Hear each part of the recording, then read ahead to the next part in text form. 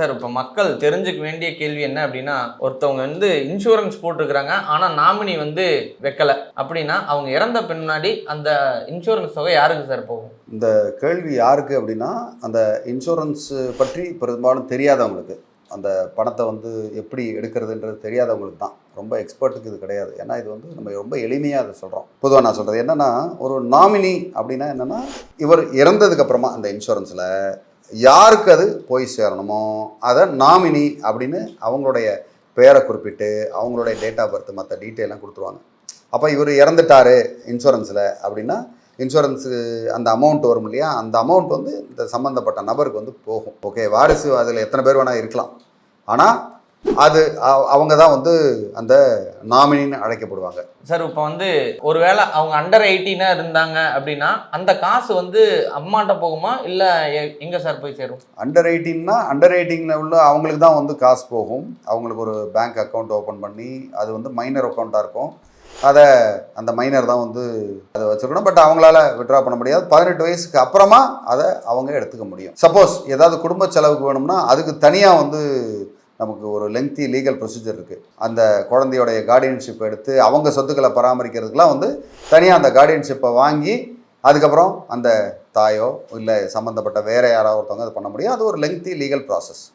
இப்போ insurance company ஒரு வேளை அந்த கிளைமை வந்து ரிஜெக்ட் பண்ணாங்க அப்படின்னா எங்கே சார் நம்ம புகார் அளிக்க முடியும்? அவங்களே இன்சூரன்ஸ் ஓம்புட்ஸ்மனில் பண்ணலாம். முதல்ல அவங்க மேலதிகாரிகிட்ட சொல்லலாம். அதுக்கப்புறம் இன்சூரன்ஸ் ஓம்புட்ஸ்மன்னு தனியாகவே இருக்குது. அவங்ககிட்ட இந்த மாதிரி நாங்கள் கரெக்டாக தான் எல்லாத்தையும் கட்டியிருக்கோம், எங்களுக்கு வந்து இதுக்கு உண்டான தகுதி இருக்குது, டேர்ம்ஸ் அண்ட் கண்டிஷன்ஸ் வச்சு நீங்கள் தாராளமாக நீங்கள் ஓம்புட்ஸ்மனில் கேட்டு அதனால் நீதியை கண்டிப்பாக அதன் மூலமாக பெற முடியும். சார் இப்போ ஒரு வேளை வாரிசே இல்லை, அவங்க என்ன சார், அவங்களோட பணம் எங்கே சார் போய் ரீச் ஆகும்? வாரிசு இல்லைன்னா 2 கண்டிஷனாக சொல்ல முடியும். ஒன்று வந்து அவங்க யாருமே இல்லை, இன்சூரன்ஸ் வந்து யாருமே இல்லாதவங்க இன்சூரன்ஸ் கண்டிப்பாக போட மாட்டாங்க. யாருமே இல்லாதவங்க எதுக்கு போடணும்? பின்னாடி யாரோ ஒருத்தவங்களுக்கு வேணும்னு பண்ணுவாங்க இன்சூரன்ஸு. பொதுவாகவே அந்த கேள்வியிலேயே ரொம்ப கேர்ஃபுல்லாக இருக்கணும்.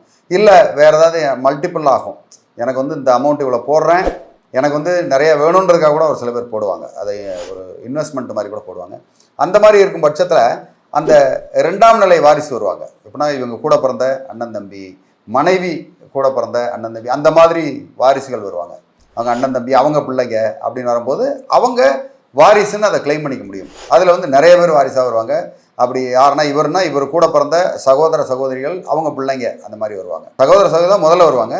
அவங்க 4 பேர் இருந்தாங்கன்னா 4 பேர் சேர்ந்து அந்த இன்சூரன்ஸை வாங்கி அதை பிரிச்சுக்கலாம். சார் இப்போ இன்சூரன்ஸ் போட்டிருந்தவர் ஒரு வேளை ஒரு கடன் வாங்கி வச்சிருக்காரு வங்கியில் அப்படின்னா ஒருவேளை இந்த இன்சூரன்ஸ் வகையை அதுக்கு சரி கட்டுறதுக்கு பார்ப்பாங்களா? கண்டிப்பாக அதை வந்து அட்டாச் பண்ணுறதுக்கு உண்டான வாய்ப்பு வந்து அதிகமாக உண்டு.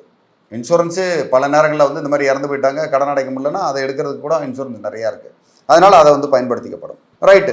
மேலும் இது சம்பந்தமாக வேறு ஏதாவது உங்களுக்கு தகவல் வேணும்னாலோ அந்த நாமினிக்கு உண்டான சக்சஷன் சர்டிஃபிகேட்டு அதெல்லாம் வேணும்னா கோர்ட்டுக்கெலாம் போக வேண்டியிருக்கும். உங்களுக்கு அப்படி ஏதாவது உதவி தேவைப்பட்டால் தாராளமாக எனக்கு இதில் கமெண்ட் பண்ணுங்கள், உங்களுக்கு அதுக்கு உண்டான ஐடியா சொல்கிறேன். அப்படி இல்லை நேரடியாக எனக்கு உதவி வேணும்னாலும் எனக்கு வாட்ஸ்அப் பண்ணுங்கள், உங்களுக்கு உதவுறதுக்கு காத்துக்கிட்டு இருக்கேன். நன்றி, வணக்கம்.